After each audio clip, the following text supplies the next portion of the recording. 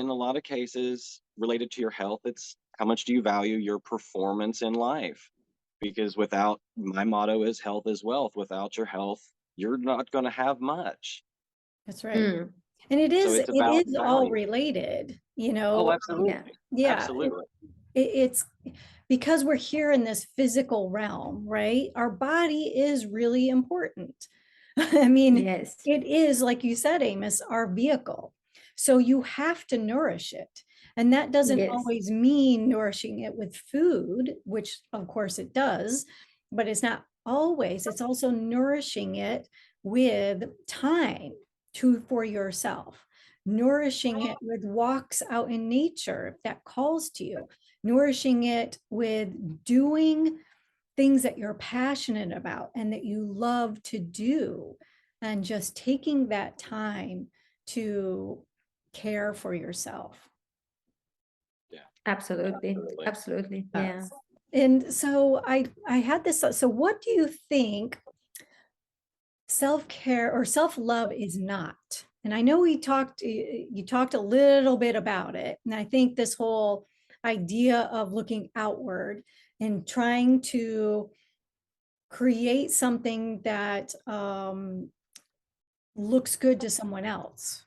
So looking outward is definitely not, right? We feel good in the moment when someone compliments us or validates us, but what else do you feel self-love is not? That's a very good question. Go Yeah. ahead. Go No, for go it. ahead, please.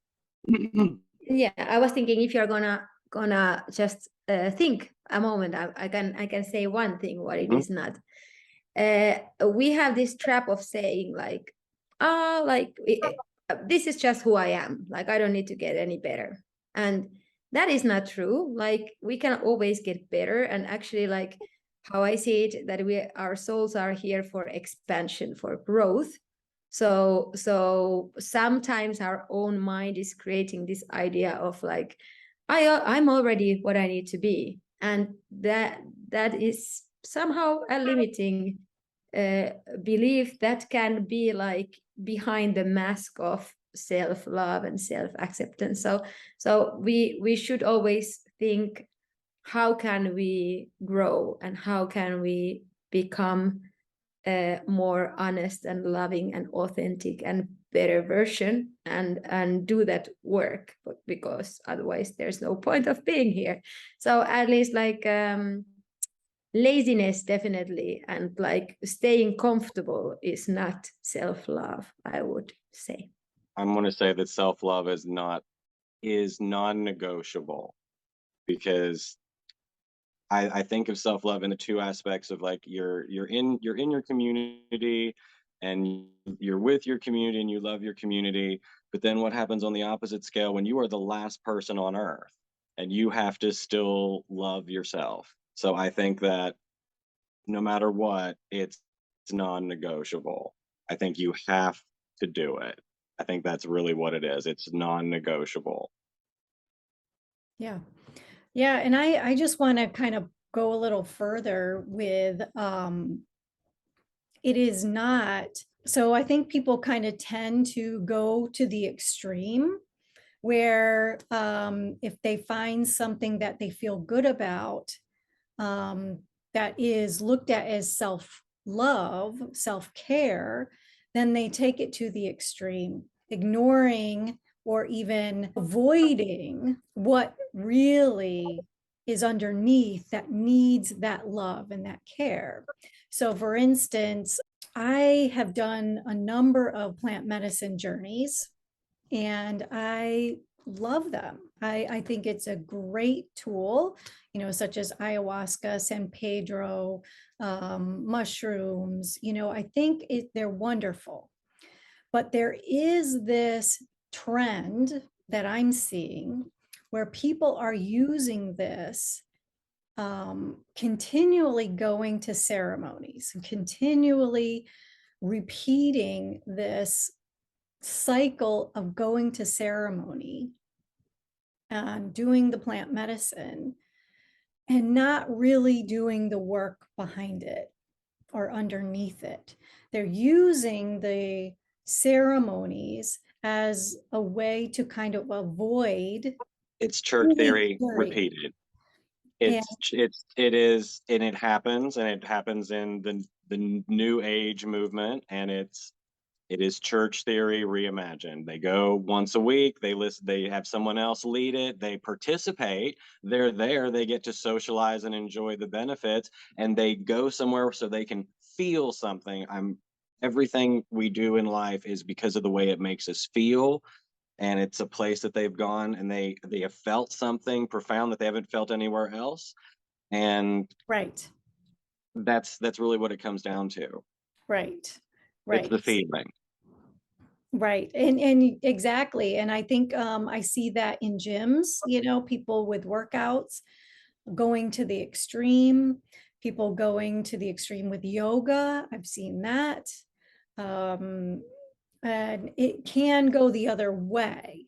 So it's really, you know, self-love is centered as well. It's balanced. Mm. You know where your boundaries are. Yeah, absolutely. And there we go to the subject of like getting in tune with your inner wisdom and really like for example, I really highly recommend always meditation or some kind of grounding, going to a nature, just because that's when you really get your own power back. That's where you can really hear your thoughts and feel your emotions and really see like what it is that is authentically yours, because people outside of us, they give us a lot of influences. And if you are around of many people, and let's say especially in the spiritual circles, like you have people with very very high vibration and very quite low vibration and everything in between. So if you are this kind of person who is not anchored, you are going like flying away and not staying in your aura or in your field. So you can get actually like really distracted from what it is that you are doing in that way. So definitely being around people who share your values and your opinions and who kind of support you on your journey, it's great. But in the end, it's inner work, and that's the self-love in its purest, I would say. Mm-hmm. Yeah, I agree with that. And on the physical level, when we are meditating, when we are out in nature walking, you're actually bringing more oxygen into the body, right? So that oxygen that comes into the body, it helps dilate the blood vessels and allows for more blood flow to the brain and to the heart, right? Yeah. So when this happens, you have that heart brain coherence. And Amos, I know you have some thoughts on this as well. Oh no, that's exactly right. Yeah. It's about switching the nervous systems. You have your sympathetic nervous system, your parasympathetic nervous system, our rest and digest. And what I tell people as an amateur studying biological anthropologist is that our bodies are still essentially cavemen. We live in a modern world. However, your adrenal glands can't tell the difference between a stop sign and an angry text message from your boss or a saber-toothed tiger. You will get the same chemical response inside yourself, Yes, and that's your right. sympathetic nervous system, and it goes all the time because that's nature. That's what allowed us to survive to this point. However, it goes constantly in today's world, and it's about switching that railroad track to the parasympathetic, that rest and digest. But it takes time, and it takes a sacred space, whether it's meditation, prayer, or spells. It's all about making a sacred space and a designated time to process Right. whatever Yeah. it is. So that's really, again, where we come back into routine. The best thing that I learned in my journey to self-love and helping other people was myself learning proper time management. When I could manage my time during the day, I was more able to get my stuff done than I was able to also perform for other people. That was the toughest hard. I didn't learn until I was 27 years old. Now at 35, the best tip, if you never get anything from me, anything, it's time management in a little Definitely. sacred space. wherever that is, in your shower, on your favorite side of the couch, there is no, or in the kitchen, just a sacred space where you can have your thoughts. Yep. Definitely. Yeah, and what we don't really realize, like, yeah, our brain are still the same brain than in the past in the cavemen, but think about our society, like our social circles are huge. We have like so many devices, the computers, the cell phones, everything beeping. We had the TVs. I don't know, in the big cities in USA, you probably have also the big boards of like announcements with flashy lights. So actually, like our nervous system is all the time like very agitated, and well, maybe Amos, you have the data, I don't know, but my grandmother, for example, like she encountered the same amount of information in her whole life than, for example, my niece in a year. So that's exactly right. It's more than that, but that is exactly the study that I'm referring to. Your grandmother, my grandmother, when they pass, in their brain, if we were to like slice their brain and project all the images that it held on a wall, it would be as many images as we saw last week. Wow. Right. Last week. So every single week in 2022, and this was after the study was in 2018, I believe, every week after that. So the last 3-4 years, every week is a lifetime's worth of images, you know, monitoring your screen time, proper time management, and I really do recommend a nap. Yeah. Yeah. Let's just take a nap, guys. Yeah. Yep. Meditation or nap. Yeah. And that kind of leads me into, so how do we help those who they know they want to change, they know that they hear about self-love, but they just can't figure it out, how to bring that to themselves? They call one of us. Yeah. Yes. Simple. Yes.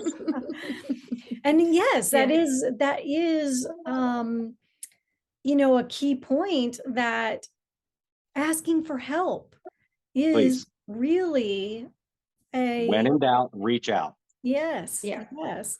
And if you know you're having these thoughts of, I want to change, I know there's something I want to change, but just can't figure it out, definitely reach out to someone that you feel called to. And but I know there are some tips that we can give to help someone, you know, as they start this journey of self-love.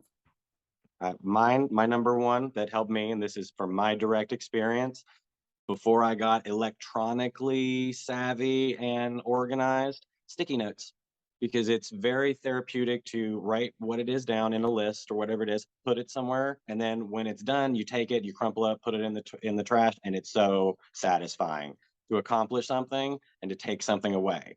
So sticky notes were my single best tool in my journey to healthy management.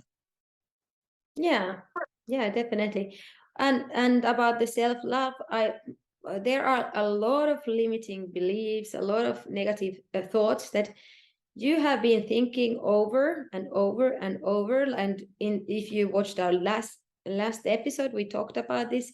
You have been practicing these negative thoughts a lot. So the only way really is to start implementing better paradigms in your system, like better computer programs. And there are a few things, but one that is very effective is for like erasing the old paradigms. I really recommend energy healing. I think it's great because it really like dissolves the old ways, old traumas from there. And for building new ways of thinking, start, for example, writing down the best version of yourself that you can imagine, like what kind of person you would like to become, and then start reading it out loud in front of a mirror, watching yourself in the eye, and really like start reciting, I am honest, I am loving, I deserve love, I am feeling great emotionally, mentally, physically, whatever it is that your list says. But when you start reciting things out loud, you actually like start implementing new thoughts. And when you find resistance, when you see like, oh, this is not true, then go there and see why it's not true. Why don't you believe that thought? And really like try to feel, where did you get this thing in your head? Who said it to you? And maybe you even see that those thought patterns are not even true. They are just like old ways, and start erasing them and say, I'm ready to release that. And then start reciting the positive version again. And for this kind of work, it's very good if you have, for example, a life coach who can ask you the right questions, like, so why are you stuck? What does it tell about you? Like, who said you this? Like, what are your evidences? So that you can actually start questioning the stuff that is in your head, and really like scraping it out and cleaning it, and then building the new way of thinking from there. Yes. That's what I would say. Yes. And now we could have a whole episode just on that. Yeah. Because there's a lot of aspects to that. And I think it's super, it's foundational, right? But again, going back, it is bringing awareness. You have to become aware of where you are. And being easy about it, not judgmental about it. But it's really when you wake up in the morning, what are those thoughts that you're thinking? The first thing, is it, you shut off your alarm and it's like, oh, I don't want to go to work, right? Is that your first thought of the day? That sets the tone for how your day is going to go. But going back to like the self-love, and I really want to invite everyone to, if they have a pet or if they have a child, to really, when you're feeling that love, to really take note and mentally feel that it's really coming from you, that it's not anything they are giving to you. You are actually creating this feeling. So if you can create this feeling with your pet or with your loved one, even, your spouse or boyfriend, girlfriend, if you're feeling that, then you can create this all the time for yourself. Yeah. But the thing is that usually we are ready to give the unconditional love and seeing that the other people are imperfect, but we don't give ourselves the permission. So we are all the time actually like very bad friends to ourselves in our heads. And that's a good point, is giving yourself permission to feel this and receiving it. Yeah. Because that is really what matters. And what really opened a lot for me personally was when I understood the spirituality inside us, that we are not this vehicle, that we are love. We are parts of the energy that created us. And in my view, the energy is love. It's the pure love. So we all are that. That's your essence. That's your soul. So the only thing that is holding it from not showing is your mind. Right. Yeah, good. So I think that's everything for today. And I hope you all have a new understanding of self-love and some steps to take to bring it within your own life and yourself. So thank you from the Global Healing Circle. Bye. Thank you. And comment and ask questions. Yes. So we ask are happy to respond. Yes. Bye.